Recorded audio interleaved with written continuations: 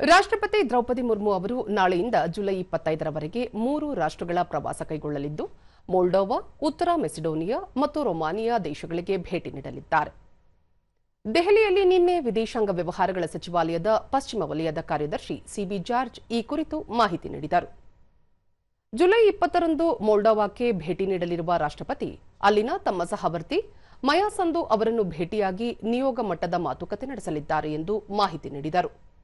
ಮೊಲ್ಡೋವಾ ಪಾರ್ಲಿಮೆಂಟ್ನ ಅಧ್ಯಕ್ಷ ಇಗೋರ್ ಗ್ರೋಸು ಅವರನ್ನು ಭೇಟಿ ಮಾಡಿ ಚರ್ಚೆ ನಡೆಸಲಿದ್ದು, ಬಳಿಕ ಭಾರತೀಯ ಸಮುದಾಯ ಹಾಗೂ ಉದ್ಯಮ ಒಕ್ಕೂಟದೊಂದಿಗೆ ಸಂವಾದ ನಡೆಸಲಿದ್ದಾರೆ.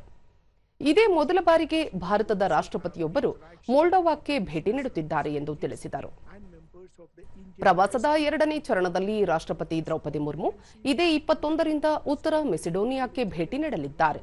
ಇದು ಕೂಡ ಭಾರತದ ರಾಷ್ಟ್ರಪತಿಯೋರ್ವರು ಆ ದೇಶಕ್ಕೆ ನೀಡುವ ಮೊದಲ ಭೇಟಿಯಾಗಿದೆ. ಪ್ರವಾಸದ ಸಂದರ್ಭದಲ್ಲಿ ರಾಷ್ಟ್ರಪತಿ ಅಲ್ಲಿನ ಅಧ್ಯಕ್ಷ ಮತ್ತು ಪ್ರಧಾನಿಯವರನ್ನು ಭೇಟಿ ಮಾಡಿ ದ್ವಿಪಕ್ಷೀಯ ಮಾತುಕತೆ ನಡೆಸಲಿದ್ದು, ಅಲ್ಲಿನ ಸಂಸತ್ತನ್ನು ಉದ್ದೇಶಿಸಿಯೂ ಭಾಷಣ ಮಾಡಲಿದ್ದಾರೆ. ತರುವಾಯ ಭಾರತ ಹಾಗೂ ಉತ್ತರ ಮೆಸಿಡೋನಿಯಾ ಉದ್ಯಮ ಒಕ್ಕೂಟ ಸಭೆಯಲ್ಲಿ ಪಾಲ್ಗೊಳ್ಳಲಿದ್ದಾರೆ ಎಂದು ತಿಳಿಸಿದರು. ಪ್ರವಾಸದ 3ನೇ ಹಾಗೂ ಅಂತಿಮ ಚರಣದಲ್ಲಿ ಇದೇ 23ರಿಂದ ರಾಷ್ಟ್ರಪತಿ ರೊಮಾನಿಯಾಕ್ಕೆ ಭೇಟಿ ನೀಡಲಿದ್ದು, ಅಲ್ಲಿನ ಸಹವರ್ತಿ ಮತ್ತು ಪ್ರಧಾನಿಯವರನ್ನು ಭೇಟಿ ಮಾಡಲಿದ್ದಾರೆ. ಇದೇ ಸಂದರ್ಭದಲ್ಲಿ ಭಾರತೀಯ ಸಮುದಾಯದೊಂದಿಗೂ ಮಾತುಕತೆ ನಡೆಸಲಿದ್ದಾರೆ.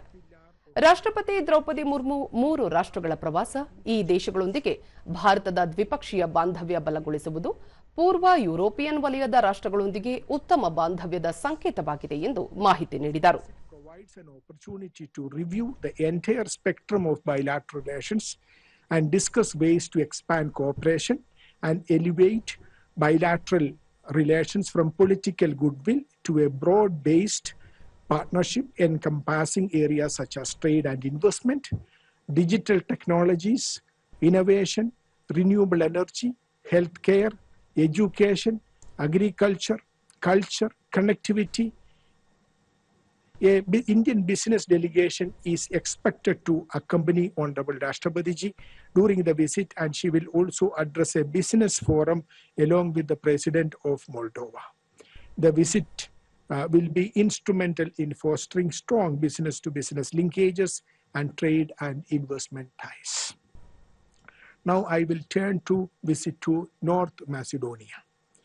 Again, the state visit of Honorable Rashtrapati Ji to North Macedonia will be historic, as it would be the first ever bilateral visit by an Indian president to that country.